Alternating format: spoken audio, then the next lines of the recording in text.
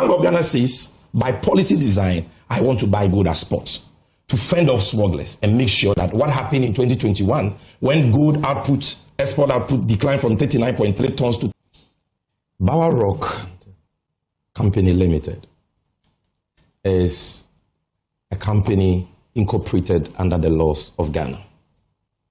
It was incorporated specifically, I believe, on the... Let's begin with that aspect of the minorities' concern that has led to a petition to the Attorney General for Yoko, OSP, and all of them to look into this issue about the Bawa Rock Company. What is the Bawa Rock from where you sit as a chief executive of Gold Board? Thank you very much, Samson. Bawa Rock Company Limited is a company incorporated under the laws of Ghana. It was incorporated specifically, I believe, on the 15th of January, 2015. 14th or 15th of January, 2015. So it's a 2015 incorporated company. Okay, so I confirm that we have seen that incorporation certificate and certificate to commence business. And as we do the show, we'll be showing you some of these pieces of evidence because we have them. And in fact, I have, when I'm done answering this question, I'll give you all the evidence to the answers I provide. So first of all, it's a company incorporated under the laws of this country in the year 2015, meaning that it's been in existence. Is dealing in precious minerals, among others. So when you hear people say that, oh, this company has nothing to do with gold trading, it was not registered for that purpose, it is not true. And I'll give you the evidence for you to know that, yes, it is registered to carry out a number of activities from mining to farming to dealing in general goods. But one key principal activity of the company is dealing in precious minerals. Now, this company is also not a mushroom company that just, surfaced in the gold trading space. As a matter of fact, it was licensed by the Precious Minerals Marketing Company to deal in gold in the year 2016. 2016. The predecessor of the Gold Board. Yes. And since 2016, the company has renewed its gold trading license every year until 2025. Every single year, the company has renewed its gold trading license. Now, this company we call Bawa Rock has been one of the major gold suppliers in the country. In fact, they were one of the major gold suppliers to aggregators under MIFS. When I say MIF, I'm talking about the Minerals Income Investment Fund established by the NPP. The MIFS Gold for Reserve program in the year 2024 when the NPP was in power. And I'm going to give you evidence to that. So now let's go to the evidence. These are the company's registration or incorporation documents showing that it was first incorporated on 14th January 2015. As I'm saying, all these copies I will leave with you. Okay. I've also given soft copies to your producers. They can project it. Again, the company updated its incorporation on the 20th of November 2023, right, and became Bawa Rock Company Limited. It was initially Bawa Rock Limited. The certificate is also here. This was 2023. Then these are the articles of incorporation of the company showing that its principal activity is what? Number 1, mining. Number 2, farming. Number 3, construction. Number 4, trading in general goods. Number 5, dealers in precious minerals. Number 6, oil and gas. Number 7, import and export of general goods.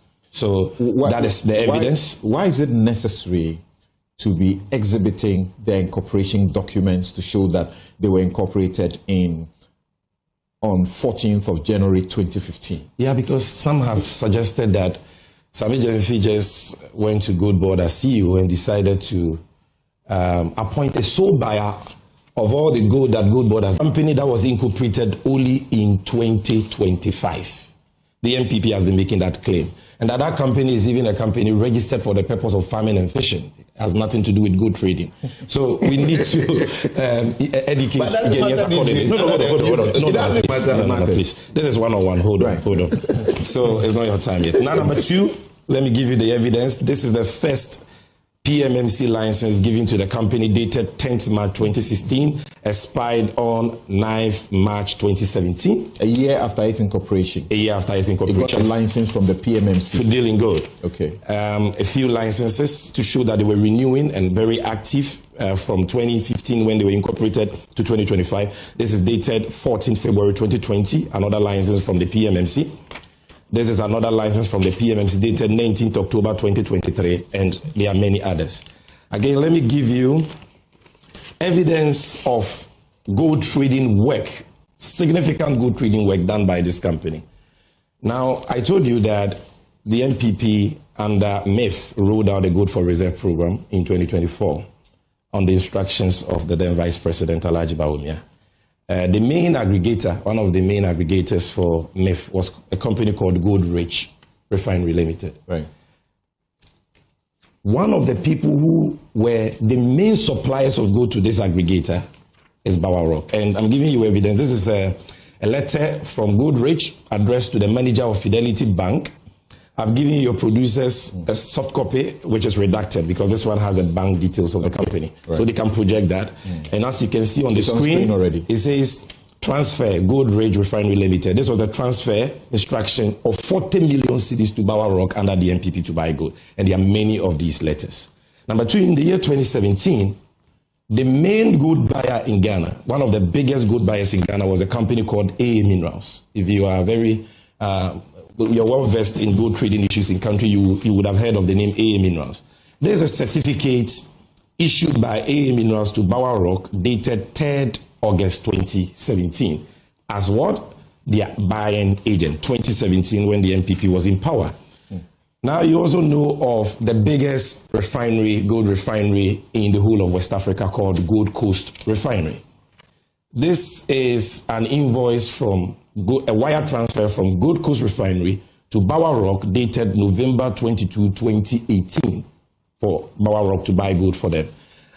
These are records of gold purchased by Bawa Rock for Gold Coast Refinery as at March 2018. These are all the records, and you can go to Gold Coast Refinery. Okay, so he's just showing us now a tall list of as in purchases or the gold Bawa Rock's involvement in the gold trading. So number one, it is not a 2025 registered company. It is a 2015 registered company. Number two, it is not solely a farming and fishing company. It also deals in the precious minerals, and I've shown you that.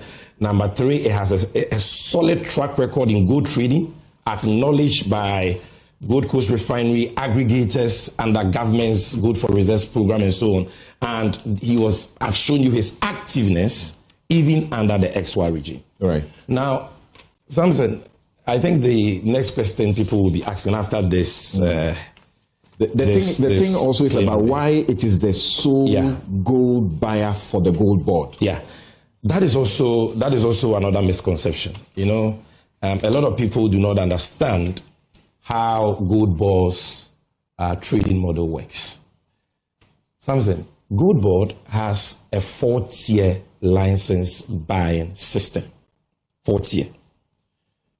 The first is the tier 1 buyer. The second is tier 2 buyer. The third is the self-financing aggregator.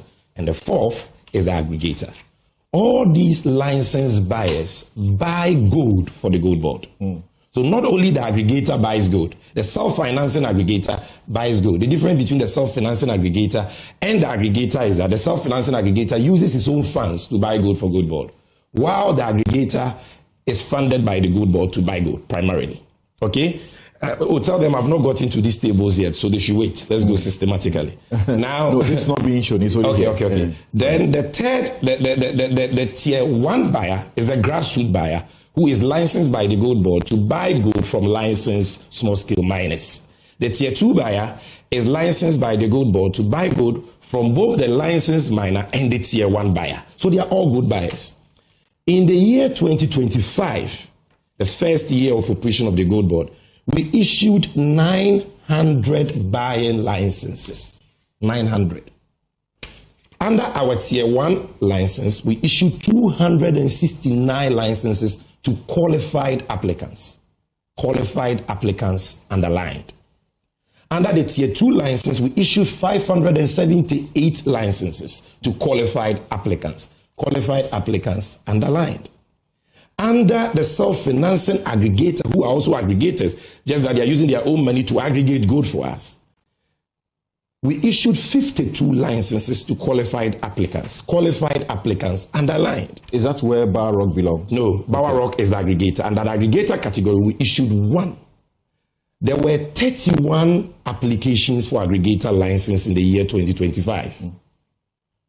Only Bawa Rock met the eligibility criteria for the aggregator license in 2025. That is why Bawa Rock is the only person as at now to have been licensed as an aggregator of the Gold Board. But that license application and approval process that the board of Gold Board, the governing board of Gold Board does, not Sammy Gyamfi as CEO. Sammy Gyamfi as CEO and management only recommends. The board grants approval for aggregator license. That process is an ongoing process. It has not terminated. So today we can have 1 aggregator. Tomorrow we may have 0 because we can even revoke his license or suspend his license. Tomorrow we can have 10 because 10 people can meet our eligibility criteria. So people say, Bawa is the only one buying gold. They don't understand. They lack information. We have 900 licensed buyers, all of whom buy gold.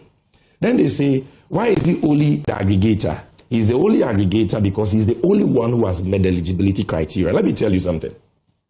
When we say an aggregator, what do people understand by that?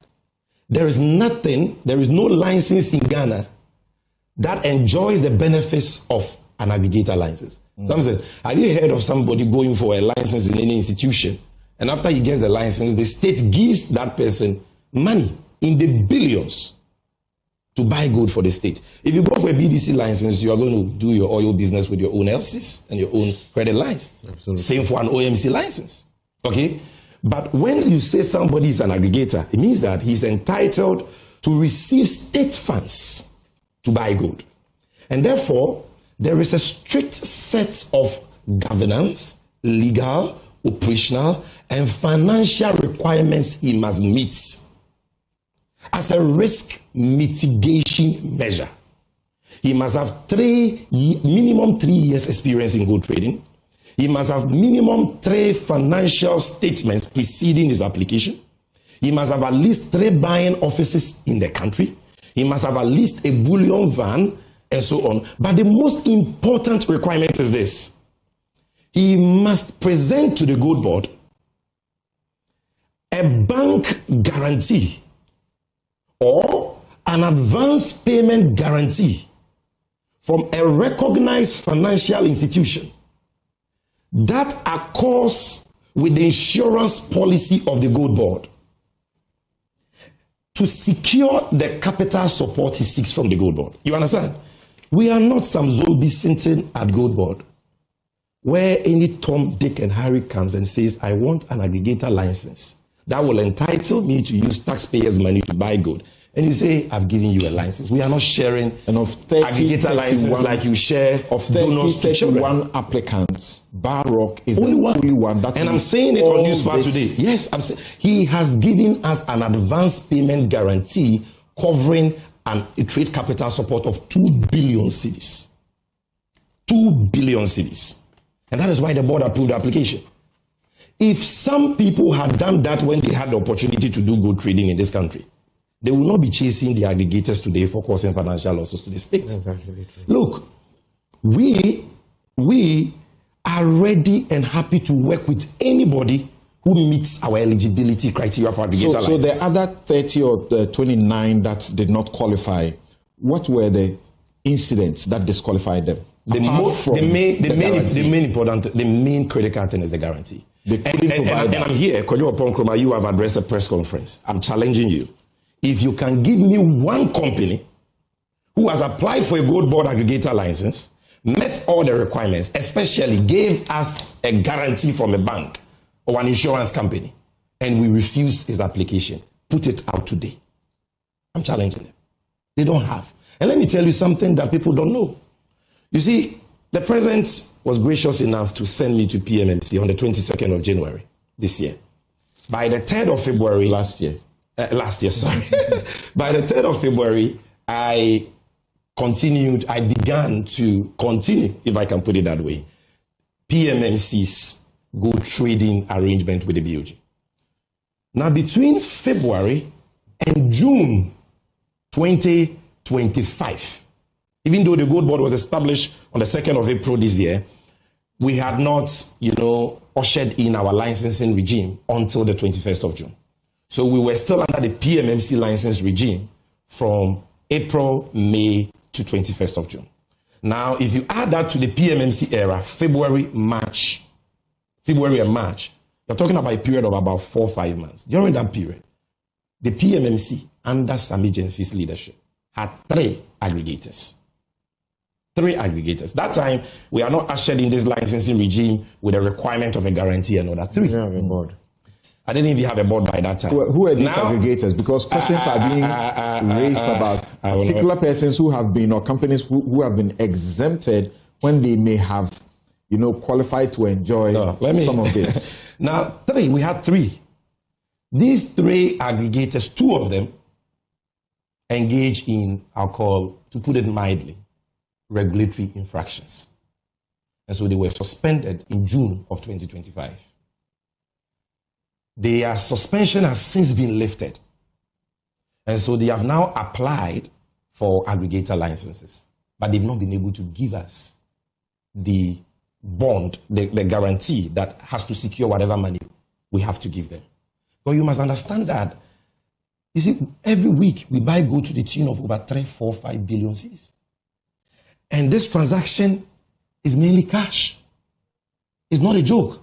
So you cannot take taxpayers' money and give it to anybody without the necessary risk mitigation measures. You understand? They've not met that. We've lifted the suspension, so they have applied for Tier 2 buying licenses. And we have granted them Tier 2 buying licenses. I'm talking about the 2. Okay. So as we speak, they are Tier 2 licenses. But let me go to the next issue. And that will be my final point on this Bawa Rock matter, so that we put the issues to rest. Right. Somebody says that, so is it only Bawa Rock who is funded by the gold board to buy gold? No. That is not, it's not only Bawa Rock. This is how the system works, Samson. The aggregator received direct funding from the gold board. And we have secured our risk by taking our guarantee. The insurance company has also taken from him a counter indemnity, which means that if you toy with this money and you lose this money, yes, we will pay to gold board, but we will pursue you for the money. You understand what I get it? So we give the money to that aggregator. Then that aggregator, at his own risk,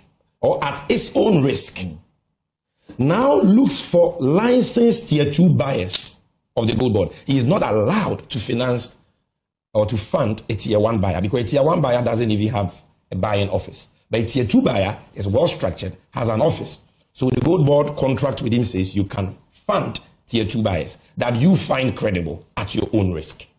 So Bawa Rock has 53 Tier 2 buyers licensed by the gold board that he funds on a daily basis. Because when you give him the money, he must give the money to other licensees to go and buy gold. That is gold board money. These 53 Tier 2 licensees also have other Tier 2 licensees and Tier 1 licensees that they also give the money to supply them. That is how money trickles down in a de-risked manner. Okay. So Bawa Rock is not the only person funded by the gold board. All the license buyers get gold board funds, but through Bawa Rock. If we have 3 aggregators, it will be 2 odd aggregators. And the 2 aggregators, sometimes you hear people say that, gold board has given Bawa Rock $10 billion to buy gold and all that. Let me prove to you the quantities that the 2 aggregators that we had to suspend, they bought within the 4 months we worked with them. One of them bought gold, supplied us gold worth 13 billion cedis. The other supplied us gold worth 11.8 billion cedis. You understand? So, and this is money we gave them. That's cumulatively over a period of 4 or 5 months. So this, I believe, answers all the questions on the Bawa Rock issue. And if anybody still has questions, we welcome that. We are not averse to criticism. What we don't accept are people who go out there to engage in pledge and dam. If you do that, we will expose you. If you are just joining us on Newsfile this morning, those of you who woke up to Newsfile at 9 a.m., we started at 8 a.m.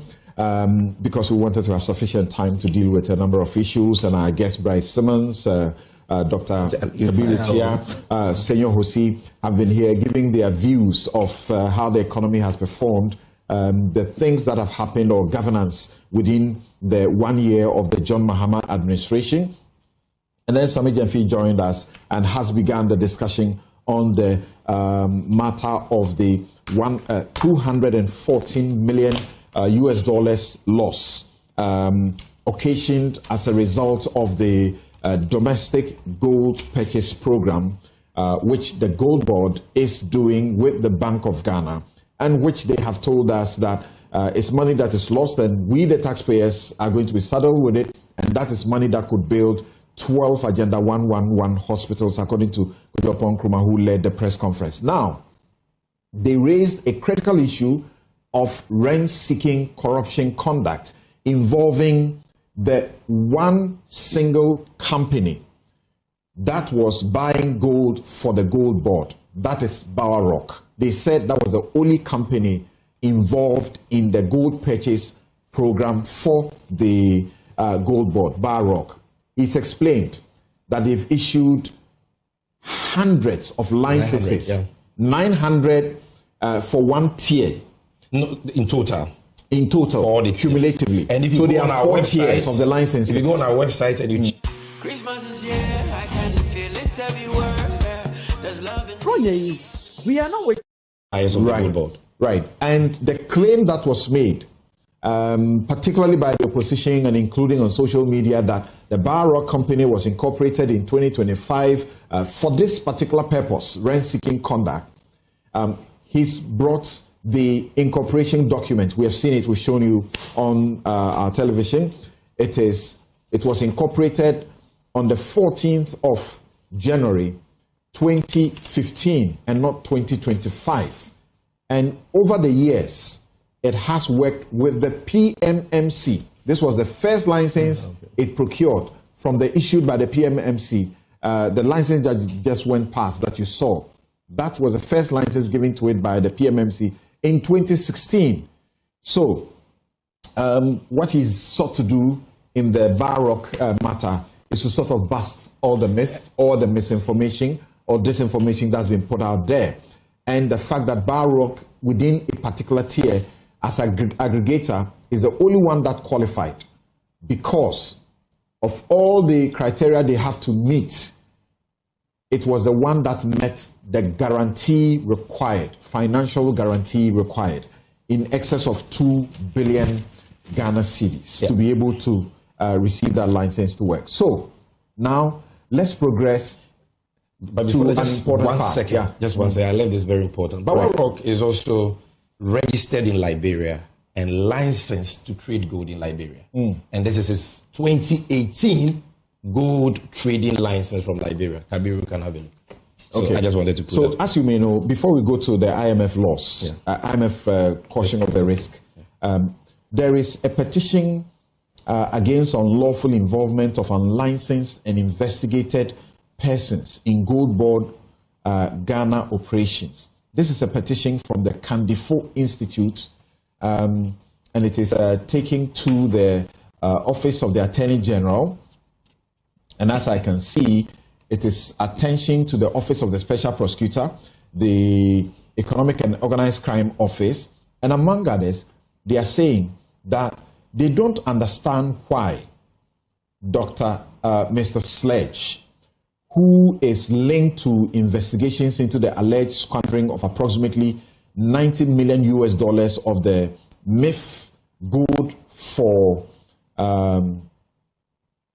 for reserves.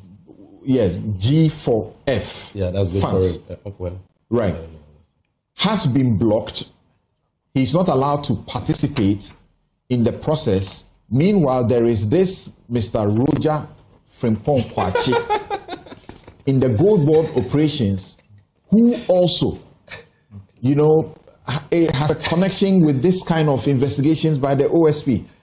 If you appreciate what I just mentioned, and you have seen this, what's your explanation? We see these things, but we don't respond because we are very busy people doing an important job for the nation. We don't have to. It's a joke. Listen, Roger Kwache is not licensed by the Gold Board to do anything. He's not a licensee of the Gold Board. Roger Kwache only consults for Bawa Rock. He works with Bawa Rock. Now, this Roger Kwache is managing director for a company called Goldstrom. And Goldstrom was one of the aggregators under MIF's Gold for Reserve program. They were giving money. By the end of 2024, MIF wrote a demand letter to them that they had some outstanding payments to make. The company has paid MIF in full. And I've seen acknowledgement letters from MIF showing that Goldstrom has paid. Now, that one employee of the company is consulting for Bawa Rock, and that is an issue. A company that has not committed a crime, a company that is not under investigation, is not being prosecuted, has settled all its bills to MIF, and you're saying that its employee cannot work for a private company. So it is not as if Roger Kwachi even works for the Gold Board or is licensed by the Gold Board. He has done nothing. That guy is a great resource. When you want to talk to somebody about gold trading in Ghana, he's one of the go-to persons. And I think that people should just stop this attitude of running people down with lies. It doesn't help anybody. Okay, interesting. Senor, hold on, because this particular group, the Kandifo Institute, which is led by Palgrave Boachi Dankwa, who's a founding leader and former government spokesperson on governance and security under the Akufo-Addo regime, have also a statement against your sort of praise and your assessment of the IMF's, concerns about the trading losses. So, have you incurred a loss? When you say have you, are you talking about Gold Board or what? $14 million US dollars. Are you talking about Gold Board? Well, we are told that you are cooking your accounts, so you pass it off to the Bank of Ghana. So, two questions. Let's start with one. Has Gold Board made a loss? Emphatically, no. The Gold Board, even though it is not a profit-making, public operation, has not made any losses. The Gold Board, for the year 2025, generated revenue to the tune of 960 million cedis. A little over that. Our expenditure for the year 2025 stands below 120 million. These are all unaudited figures. So if you look at our management accounts, we are on our way to declaring income surplus. Gold Board does not declare profits, it declares surplus. There's a big difference between profit-making institutions and surplus-making institutions. Now, it's very clear that we will be declaring a surplus of nothing less than 700, 800 million, to put it very conservatively. The law that established the Gold Board, the Ghana Gold Board Act, specifically under Section 42, requires us to publish all our quarterly financial reports on our website. We have done so. Right. And if you check that, you will see that everything I'm telling you is factual. Yeah. And by the end of first quarter 2026, that is by March this year, the Auditor General would have completed his external audit of our accounts. And we will publish all our financials for everybody to see that Gold Board has not made losses. And when you hear people talking about Gold Board losses, maybe they are dreaming or they are hallucinating. That is what it is. We've not made any losses. These are imaginary. You are buying in excess of 3 to 4 billion Ghana cedis of gold every day. Yeah. And you are taking money from the Bank of Ghana for this purpose. Yeah. Every week, you didn't say every week. Yeah. Every week, yeah. 3 to 4 billion Ghana cedis, not dollars. Right. And you are saying you have made profit and you have not made a loss. We made surplus. Because but we are told that what you are doing is that you are transferring the losses onto the books of the Bank of Ghana. Thank you for that question. Thank you. The reason why we've not made losses as Gold Board is that every money Bank of Ghana has given us, we have accounted for it. We've given them the gold equivalent. And we have gotten paid. We've been paid our agent fees. That is why we've not made a loss. But let's go to the claim. You see, when you catch them here, they move here. They say, oh, now it is not the gold board that is making a loss. The gold board rather is transferring its losses onto the books of the BOG. How can an institution which is not making a loss transfer losses it is not making? Does this make sense? How can we transfer losses we haven't made? What Gold Board has done this year, you see, a child must learn to crawl before it walks. And a child must learn to walk before it runs. We established on 2nd of April. But by law, we took over the PMMC structure. And that PMMC structure is not fit for the purpose of the Gold Board mandate. So we needed to put in place the necessary institutional and operational framework that can deliver the Gold Board mandate, which means new departments, new units, new employees, new systems, new policies, and all that. So our supervising minister, including police powers. Exactly, setting up your task force and all that. Because PMMC didn't have a task force, PMMC didn't have a risk unit, PMMC didn't have a trading department, and we have to put all that in place and employ workers. Then our minister, to his forcing, says, you have 7 months to the end of the year. This is the time for you to learn how to crawl. So put in place these measures. But while at that, you can't be doing nothing. Continue PMMC's Gold for Reserve program with the Bank of Ghana because you inherited that agreement under the transitional provisions of the Gold Board Act as Section 76. So continue it. That is what we've been doing. So that program we have been running this year is a BOG program introduced by BOG in 2022. That program is funded by the Bank of Ghana. And that program has always sat in the books of the Bank of Ghana. In 2023, 2022, 2024, when the NPP was in power, G4R accounts did not sit in the books of PMMC or BOST. The accounts sat on the books of BOG, rightly so, because it's a BOG program funded by BOG. So where from this claim that it is Gold Board that has made an 8-month-old company now is responsible for the losses of BOG? You talk about Atuforsen says what you have done in 1 year or less than 1 year, it would have taken someone else 5 years to achieve. Well, it's refreshing when you hear your minister say such kind words about you. He's not always as kind as that, you know. He's always very hard on people like me when he needs his numbers. So this was a very good New Year message for me, but that's fine. But the key point I'm making here is that the G4R program was introduced in 2022 by the BOG. It is funded by them. It is their program and therefore it sits in their books. Now, that program is a non-profit monetary policy initiative.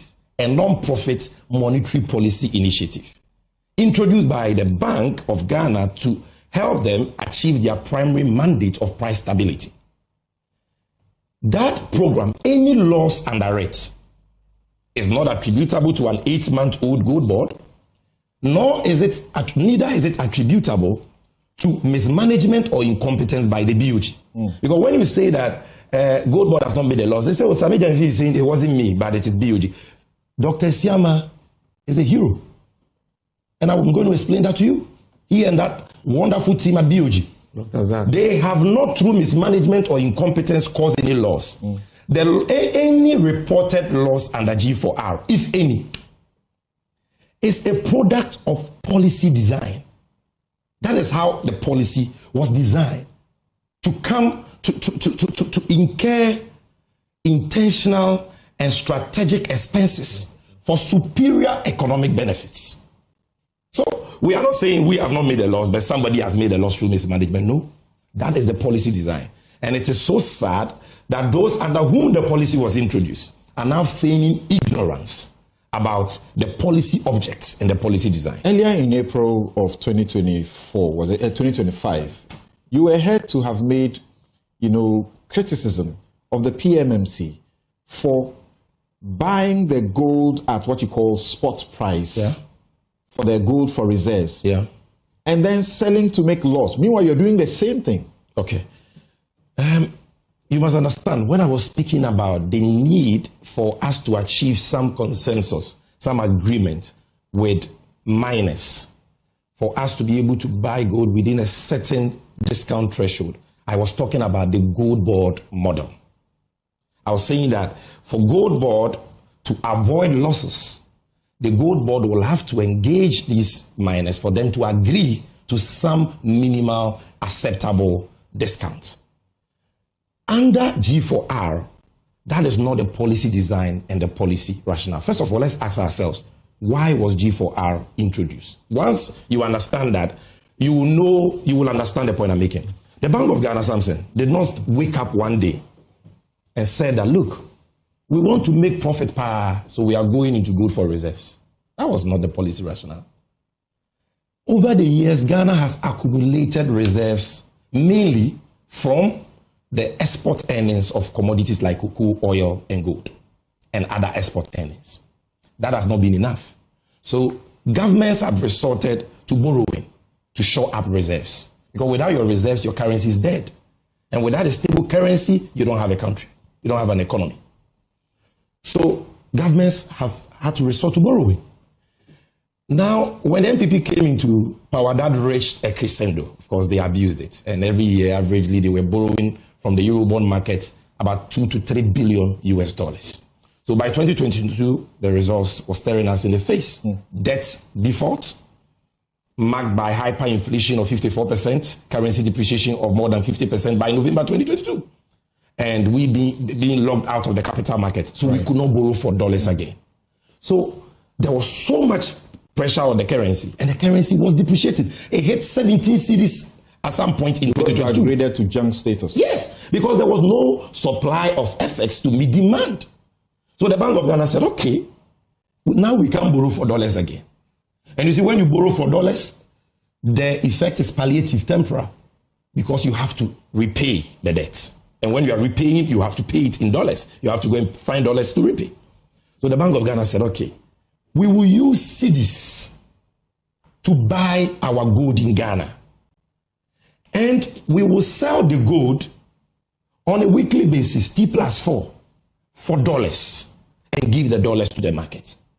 So the purpose of the program has always been foreign exchange accumulation to meet market FX needs and to build reserves. For what purpose? For the purpose of national economic stability.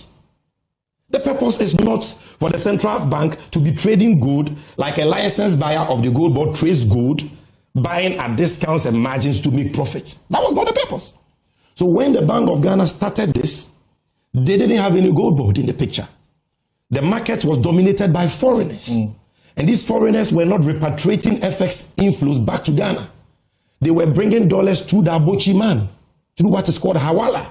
So it was not impacting the finance sector, the financial sector. So, and these people buy gold from 1957 till now. Gold is bought in the market at, say, 1% to 2% discount. But the exchange rate is always market rate, the informal retail rate. So Bank of Ghana says, I need a strategy to get the gold instead of these foreigners. So Bank of Ghana, through the Minister for Lands, Samuel Abujinapo, and I can give you the statement, announced to gold traders that henceforth, buy gold, but you can't export. Sell the gold to PMMC for and on behalf of BOG. And that BOG will buy the gold at spot price. That was the incentive to encourage people to give their gold to the state so that we can get the much needed forex. Now that obviously creates cost for the BOG, and the BOG knows that. And that is why I said the associated cost, what somebody would call loss, is an intentional and strategic expense for superior economic benefits. They know that this will be the cost of buying at spot, because we are buying at spot, offtake discount that BOG has to give to offtakers is cost. Fees it has to pay to its aggregators like Gold Board is cost. I learned that ChatGPT works best with detailed prompts, but I hate typing them. So instead, I dictate them using... They know that they will attain cost, but they know that the benefits of getting the much needed FX will be far superior. That is it. And that is why Samson, it has never been an issue for the BOG in carrying costs under G4R. So what you are telling us is that you're practically justifying, the program despite its downside costs. Exactly.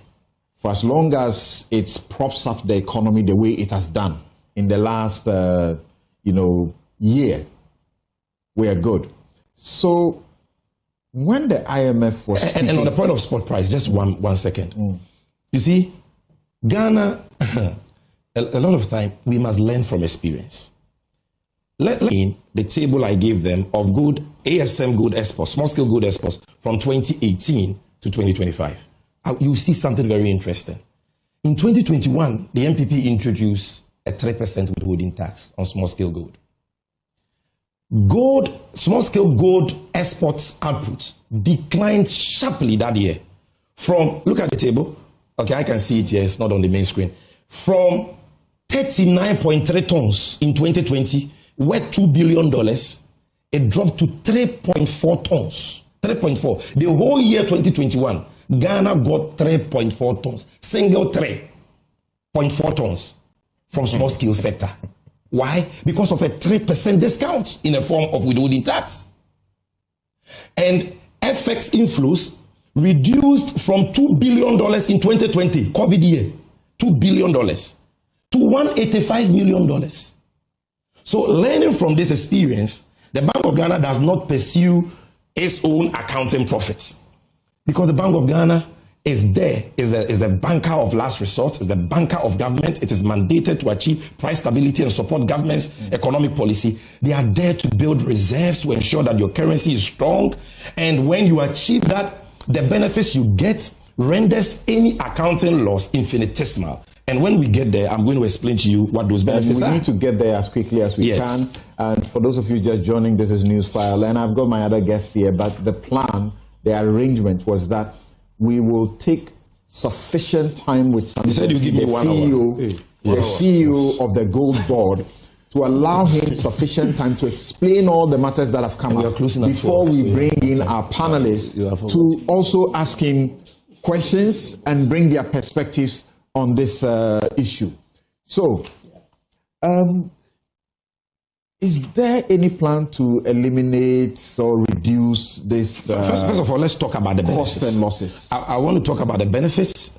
Then I will tell you when we say cost, G for our cost or loss, what it is. Okay. And I'll tell you how it can be reduced quickly. or eliminated. Number one, let's assume we maintain that the Bank of Ghana is right. We must wait for the external audit before we can make any specific pronouncement on losses. It's important because any figure you throw out there may prove to be inaccurate after an audit is carried out. The IMF did the wrong thing? Oh, I think that, well, because they did a fifth review and they have to give some form of report, you can't blame them. But I think that they should have qualified that figure and stated that it is tentative and subject to audit. I think that should have been, objectively speaking, no disrespect, but I think that should have been the approach. But the issue, what are the benefits? Assume, let's even grant them, we've incurred that, and let's even grant Kojo Oponkrom's $300 million, that is the cost. What has been the benefits? $10.8 billion foreign exchange inflows, $10.8 billion. Because of that, we have met our foreign reserve target for 2028 in 2025, 3 clear years ahead of time. When NPP was signing on to the IMF program, they said they will attain $11 to $12 billion reserves in 2028. We have done that in 1 year. Because of that, for the first time in about 3 decades, the Ghana cedi has annually appreciated against its trading currencies. 40% appreciation in your adult life. When do you recall something like that happen? I've been unsure if this is organic and this will stay. Very organic. 40%. We have brought the retail dollar rate from about 16 cedis to now below 12 cedis. Interbank from about 15, 14.7 to now 10.4. The Fitch prediction was that we would have gotten to 15.5. 15.5. They are all shocked. Even the IMF is shocked. And because of that, our external debts has reduced by over 100 billion cedis. External debt. That is why debt to GDP has moved from 726 billion cedis, constituting 61% of GDP as of December 2024, to now 620 billion cedis, constituting 45% of GDP. Debt servicing. Even before I talk about debt servicing, let's stay here. Lending rates, or even like the Ghana reference rate, which is the benchmark for lending, for loans, has reduced from 28% to 15.9%. Something, you understand? Inflation has declined for 11 consecutive months. 11 consecutive months. From 23.8% to 6.3%. Food inflation declined from 27.8% to 6.6%. And according to Agra, food prices have reduced by averagely 32%. If you look at debt servicing this year to last year, 2025, external debt, the Ministry of Finance had to service $3.6 billion, $1.8 billion to IPPs, and $1.8 billion to Eurobond debts. Actually now about 3.6. You see, 2.5 billion rather. That money, if we were servicing it at 16 to the dollar, which is what we took, or even assume that, because if we had not done this, the dollar would have crossed 25 cities like Dennis Miracles Abu just said. If we had not done what we did, and so it would have even been far more. But even if you peg it at 16, as compared to what we are doing now, we've saved over 16 billion cities on debt servicing. This is real saving to the taxpayer. Does this include the $709 million yes, that has just been because paid? Because that $709 million, by which the state has saved 3.5 billion Ghana cedis. Because that $709 million, the finance minister would have had to convert cedis at a higher exchange rate than now. Yes. So that difference is what I'm telling you. At least if we are using the Fitch, yes, we would have had to convert to 15.5. But today, and the saving is still more than 10 billion. Today it's at 10.1. Exactly. Yeah, right. Benchmark actually to budget. Even benchmark it at 11, the saving is more than 10 billion cedis. Okay. Take the import bill. As at September, $11.8 billion. If importers had to import $11.8 billion worth of goods at averagely 16 cedis to the dollar, and mind you, 16 is even conservative because without this program, dollar would have been 25. It's going to be around 18 billion. But you pick even the 11.8 at 16 as compared to 11, the saving is over 50 to 60 billion cedis to consumers. You understand? So this is not a joke. The impact has been a significant national economic gain. The cost is infinitesimal. But when we say cost, when we say losses, what are we talking about? Sometimes people think that Bank of Ghana has taken taxpayers' money, gone to buy gold, sold the gold, and we lost $240 million. Somebody has stolen money or somebody has mismanaged. That is not it. When we say G for our losses, let me explain to you. From 1957 to date, gold is bought in the gold market in Ghana at retail market exchange rate. You said that already. The euphemism for black market. Now, Bank of Ghana and Gold Board, we are buying gold from a non-bank market, which is a market made up of small-scale miners and gold dealers. And when we go, we have to buy the gold at that retail market exchange rate. Gold Board has sought to bring it to interbank. But anytime we peg the price to interbank, we realize that prices in neighboring countries like Cote d'Ivoire become higher than ours by, say, 600 cedis per pound. So all the gold goes to Cote d'Ivoire. And sometimes smugglers are offering prices at informal retail rates. So your interbank rate will not get you any gold. So when we buy the gold at the retail market exchange rates, and Bank of Ghana gets the dollar proceeds, the accountant and auditor comes to audit their books. The accountant must now convert the dollar inflow into cedis. The dollar is not really converted into cedis, but for accounting purposes, it must be converted into cedis because Bank of Ghana's books are in cedis. When the accountant is converted, the accountant says, my hands are tied. I know that the acquisition rate of the dollar is retail market exchange rate. But by law, because you are the central bank, I can only convert the dollars at interbank or BOG rates, which is always lower. So that creates an exchange rate translational difference because Bank of Ghana is acquiring dollars at retail market rates and converting at interbank for accounting purposes. That is 97% of the losses people are talking about. Then number two, let me tell you the second part of the loss. Bank of Ghana says, by policy design, I want to buy gold at spot to fend off smugglers and make sure that what happened in 2021 when gold output, export output declined from 39.3 tons to 3.4 tons, I don't have that situation on my hand. I need the dollars. Because of that, Bank of Ghana incurs about 2.3% cost. What does this cost? Offtake discount, which under NPP used to be 1.2 at some point 2.2, came down to 1.25 in late 2024, and now Governor Esiama has brought it to 1.1, the offtake discount. Gold board fees, and of course, purity losses. Purity loss basically means that as a country, since time immemorial, we don't do the golden standard of assay to determine purity of gold. What we do is SRF, which is only indicative. But when the international buyer buys the gold, he must subject it to the golden standard of fire assay. That creates a purity difference, and that can cause a loss. That is what we are talking about here. So an accountant is right to pick that and say, from a pure, plain vanilla, accounting perspective, I mean, you've made an accounting loss. But it is, like I said, an intentional, strategic, economic policy cost for superior benefits. Now, is there any way to reduce it? Emphatically, yes. Because we are not throwing our hands in the space and say, oh, this is policy design. So at all times, we will incur costs. But first of all, let me even acknowledge that if what the NPP and the IMF are saying... No, please, this was what I was told, that I will be giving 1 hour for a one-on-one. Yeah, he's insisting on the 1 hour. And I started at 8:50. I'm 7 minutes away from my 1 hour. So let me finish. I'll say something. Okay, so...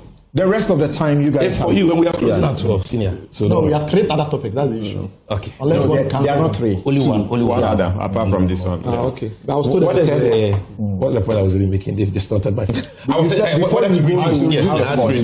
Yes. You see, under the G4R program, cost is the necessary evil for national economic stability. And the BOG is not a good trading organization, so it doesn't hedge. Okay, it doesn't engage in hedging and all that. So it is unable to take advantage of potential increases in world market price. But under the new gold board model, which we are rolling out in 2026, where gold board will be the buyer and also the seller, because currently we are not the seller. BOG is the seller. We are just their agents, and we are paid fees for that. Okay, we will be able to go into effective trading to be able to take advantage of potential increases in global prices. Aside that, the BOG is having a very important conversation with fiscal authorities. You're talking about the finance ministry. That look, as central bank, we know that this is our role. This is our work. We need to do this.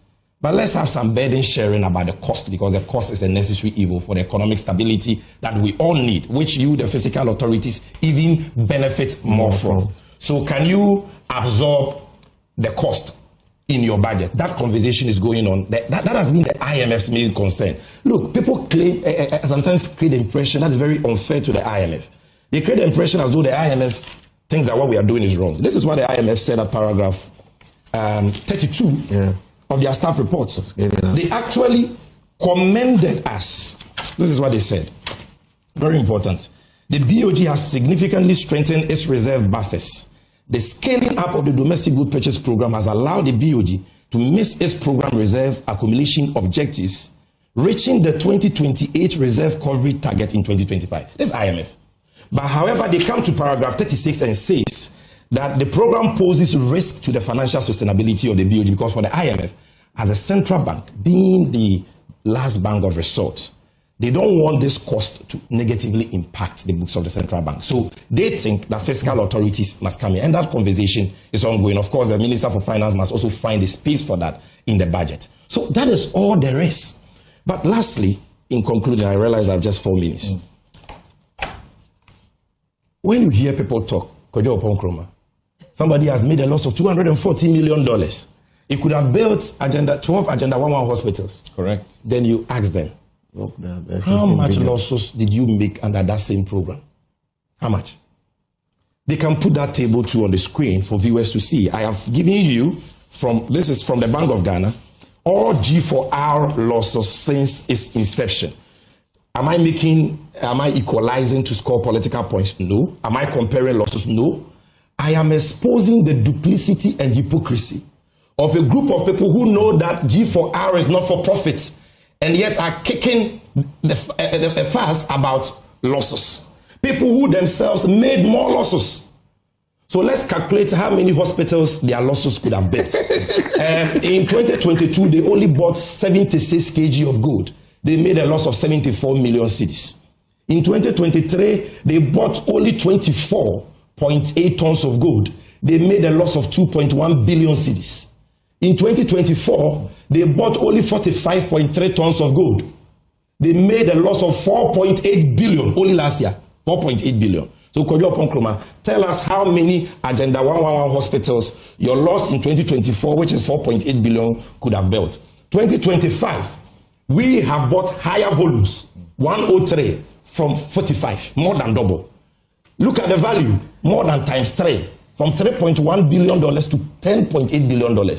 And we are saying our loss will be determined, our cost will be determined after audit. But let's assume your $300 million is correct. That is $3 billion. Is that not a reduction despite higher volumes, despite higher prices? If you bought 103 tons like we have done and brought in $10.8 billion, you would have made maybe times 10 the losses you posted last year. So please, we are saying that let's approach the discussion from a position of objectivity.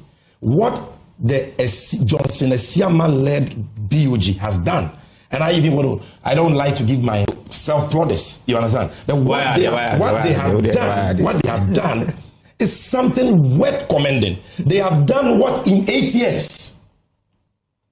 What somebody did in 8 years, they have done it in 1 year. Yeah. And everybody can feel the benefit. Taxpayers have been saved money, right. Cost of living has come down.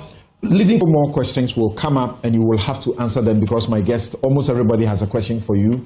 I also have a question.